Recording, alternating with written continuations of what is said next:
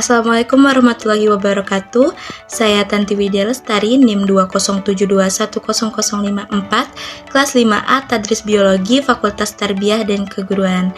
Di sini saya akan membuat video mengenai inventarisasi bahan kimia, mata kuliah Manajemen Laboratorium dengan dosen pengampu Ibu Devi Novalian MPD.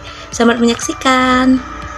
Inventarisasi adalah serangkaian kegiatan mulai dari pengumpulan, mencatat, mendokumentasikan, sampai menganalisis suatu data atau barang.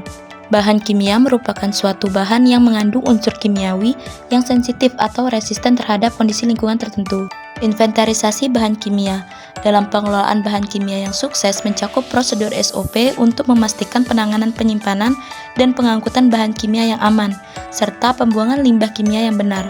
Dalam proses inventarisasi bahan kimia merupakan elemen yang sangat penting. Jumlah bahan berbahaya harus dipantau secara hati-hati di laboratorium.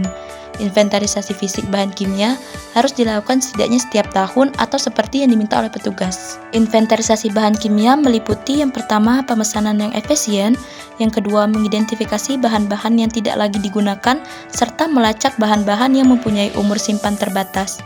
Yang ketiga, kepatuhan terhadap batasan bahan berbahaya. Penyimpanan bahan kimia. Untuk melindungi dari bahaya, bahan kimia harus dipisahkan dan disimpan menurut kategori bahaya dan kesesuaiannya. Informasi kompatibilitas dapat ditemukan pada label dan lembar data keamanan bahan. Laboratorium harus menyimpan catatan inventaris bahan berbahaya dan menyediakan inventaris tersebut jika bahan kimia berbahaya yang diproduksi atau diperoleh secara komersial, digunakan, ditangani, atau disimpan dalam jumlah yang sama atau lebih besar.